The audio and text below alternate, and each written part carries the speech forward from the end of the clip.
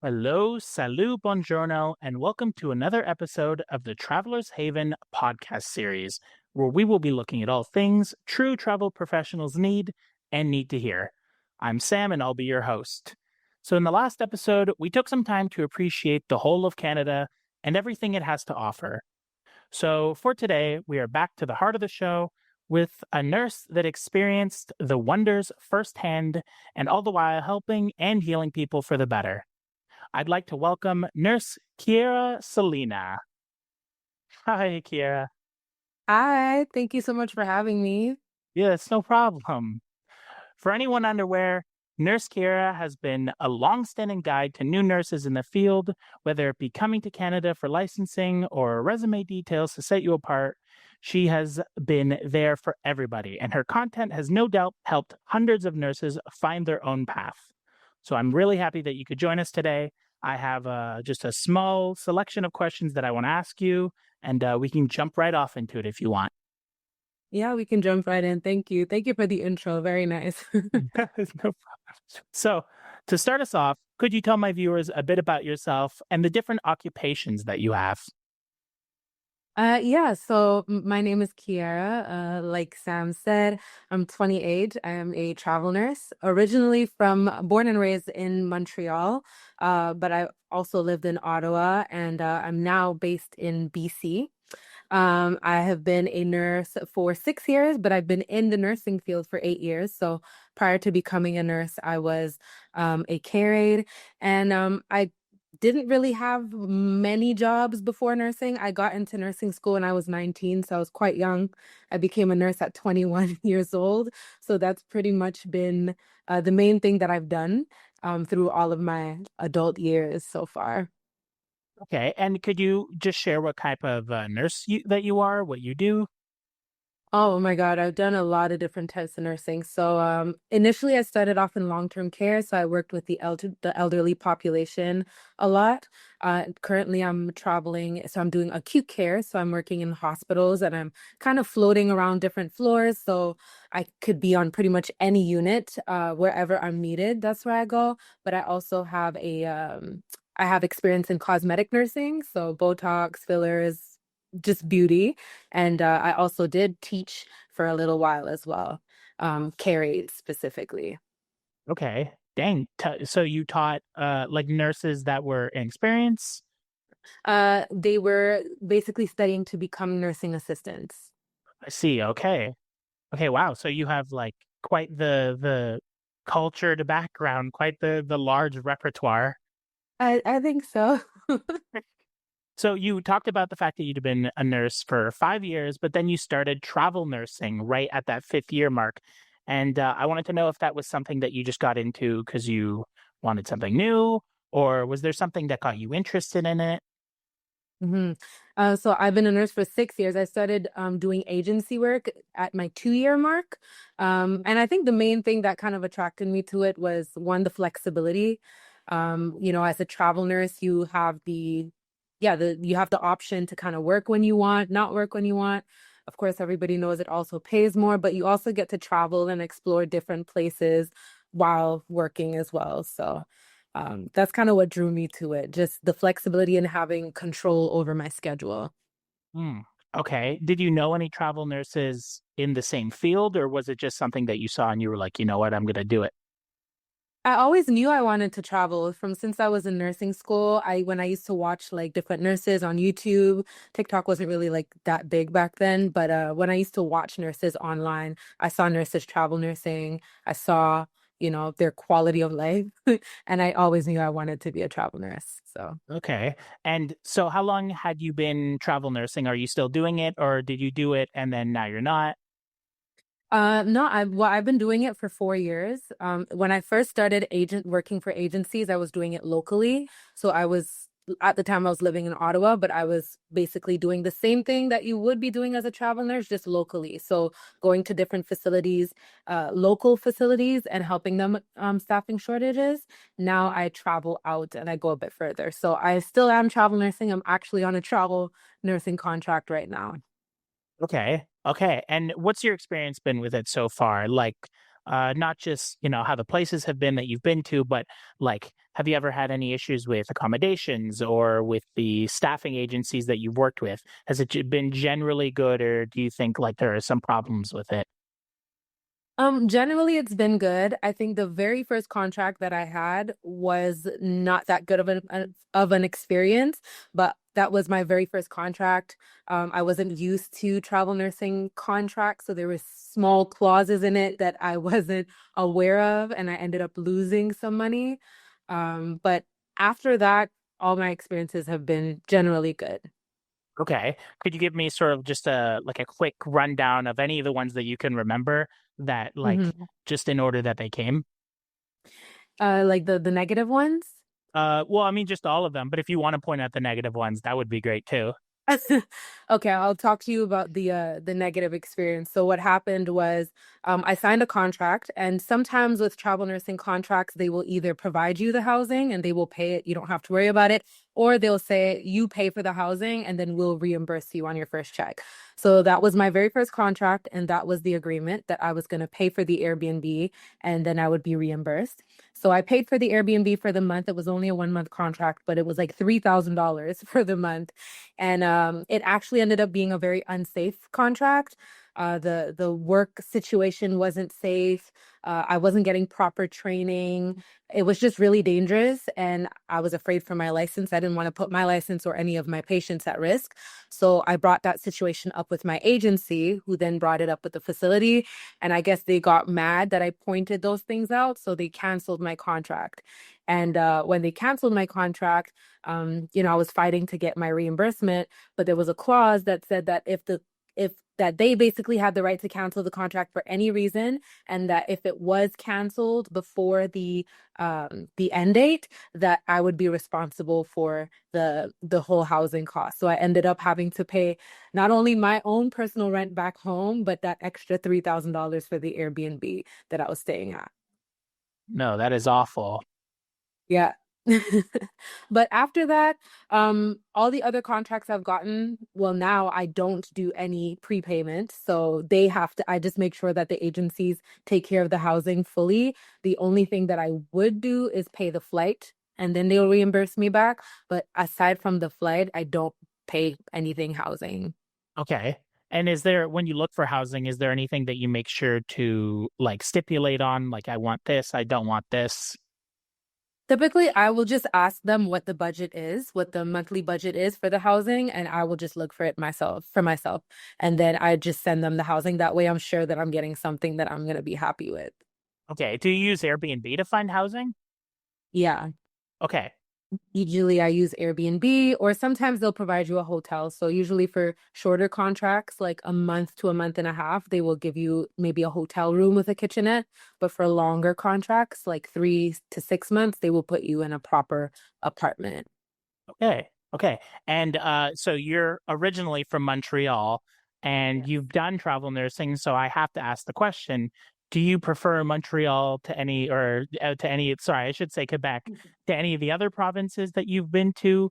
Do you like get homesick to Montreal and you're like, you know what, this is the best, or do you go somewhere else and you're like, maybe this one's a little bit better?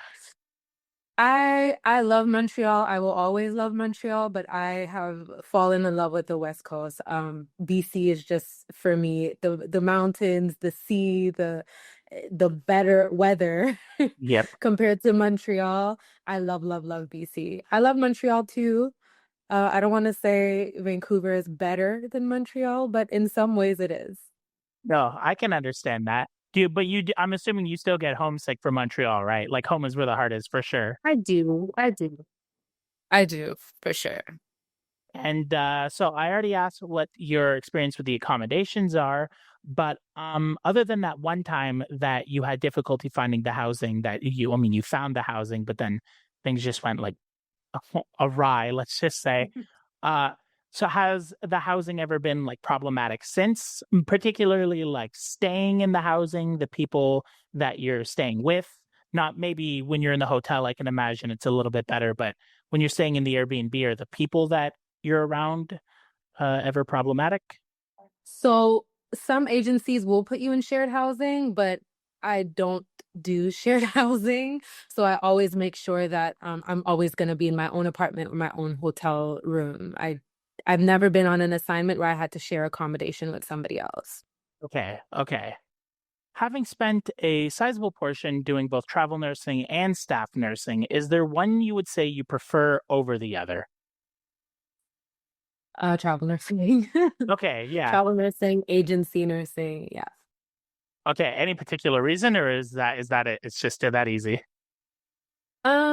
It's the flexibility again. It's the control you have over your schedule. You feel like yeah, you feel like you run your life. You work when you want to. You don't work when you don't want to. You don't really have that flexibility with staff nursing. Although with staff nursing, there are some pros, like some people like staff nursing because of the benefits, like your dental care, being able to go to the eye doctor, stuff like that. You don't typically get those as an agency nurse unless you pay into it yourself.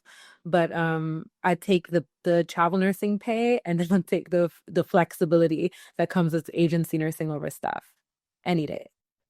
I mean, the one thing that I've heard when I've interviewed the other travel nurses is they've said that one thing about staff nursing is that you get to really know the people that you work with, and that travel nursing, because you're a little bit more on the go, it's not really as much. But would you say the same, or is that like different? I guess it depends on how long your contract is. If you are there for, 3 months, 6 months, then you would get to know the people that you work with. If you're on a fixed floor, if you're a float nurse like me, you kind of you see people in passing and then you might see them a few weeks because you're not always on the same floor. But I like that because then you don't get sucked into the work drama. You're just the visitor. So I like that personally. Okay. And then aside from your nursing career, you are also a content creator of over 10 years. And I just wanted to ask how it's been, the journey so far, and if it's difficult to juggle alongside your healthcare work. Yeah, I've been content creating for 10 years. I started off on YouTube. So, um, I'll just tell you a little bit of how the journey started. So when I started on YouTube, the reason why I created my channel in the first place is because at that time, nursing wasn't as popular. I feel like COVID popularized nursing a lot. And especially for LPNs like me, like there was a lot of content about registered nurses, but there wasn't a lot of content about licensed practical nurses. So I saw a gap there, and I was an LPN student, and I started kind of documenting my journey to educate people on what an LPN actually is, what we learn, what our job is, because I feel like a lot of people didn't understand. Even registered nurses, I feel like sometimes don't really understand the role of an LPN. And then I also started doing a little bit of beauty content. And since then, I've kind of been doing beauty and nursing, which I guess explains why I got into cosmetics as well. Um, it has been a little hard to juggle content creation with nursing, especially YouTube, because it's long form, so it's a lot more editing. The videos are longer. But I guess with TikTok and Instagram, where you can kind of post shorter videos, it made it a lot easier for me. That's why I focus more on TikTok. I focus more on TikTok than I do YouTube now. Okay. Okay. And I mean, which parts of your YouTube and TikTok too would you say that you are the most interested in? Because you do a lot of nursing stuff, but then you also do a lot of um like beautology stuff and aesthetics and all that. So I would imagine that you have a preference, or is it just whatever you're feeling in the moment is what speaks to you, or do you try and like balance it out too?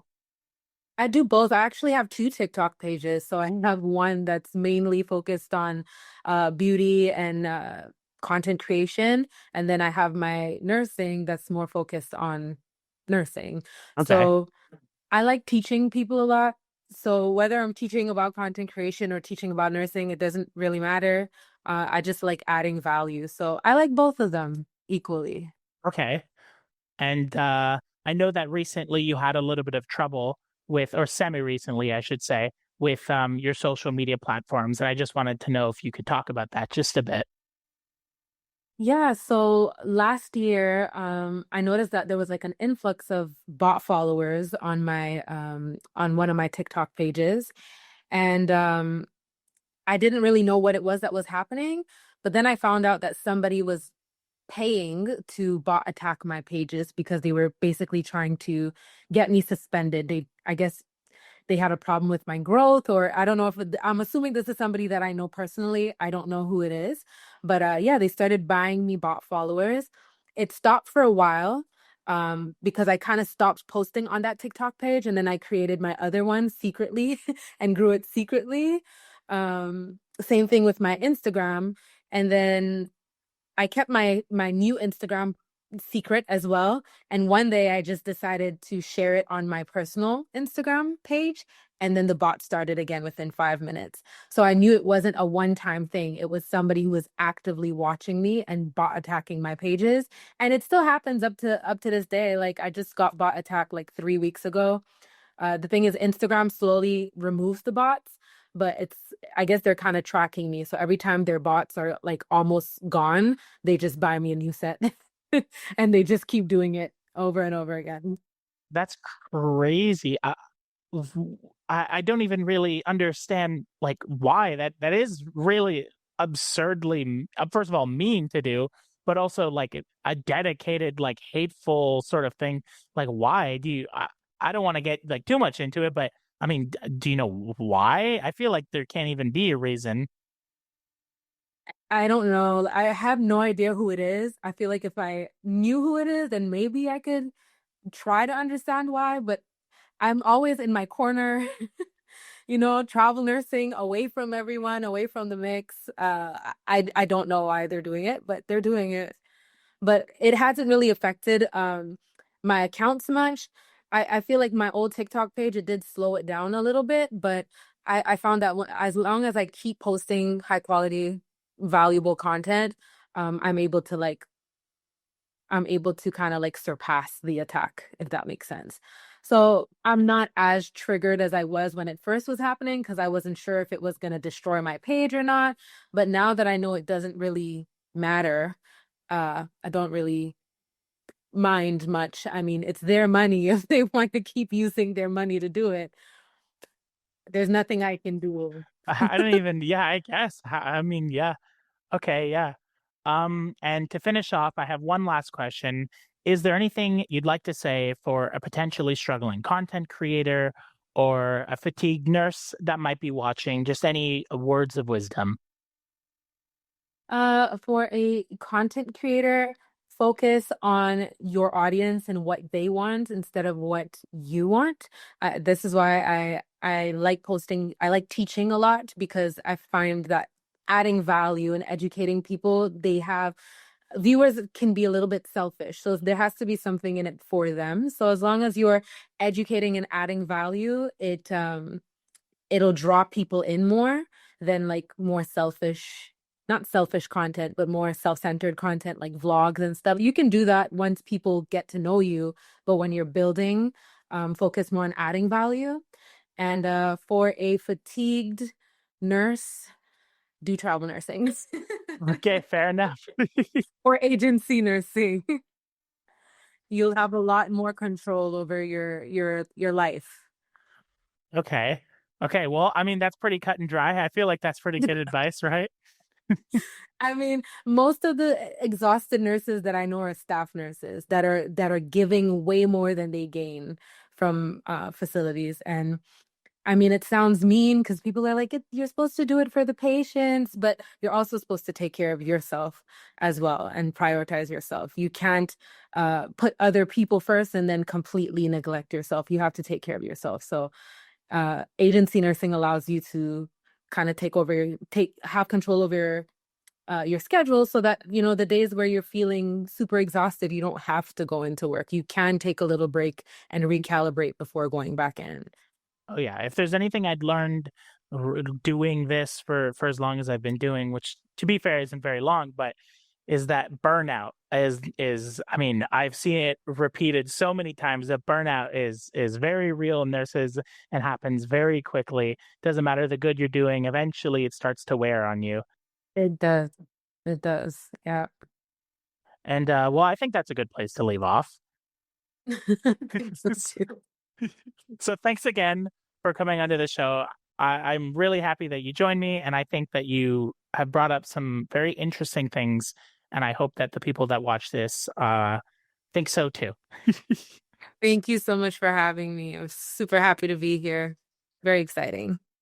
And I always do it, but I highly encourage my watchers to check out your YouTube channel, which will be linked in the description, and then also your Instagram, your TikTok, everything. It'll all be in the description. And if you're watching this, check it out. Always, I say it every time, do it, support people.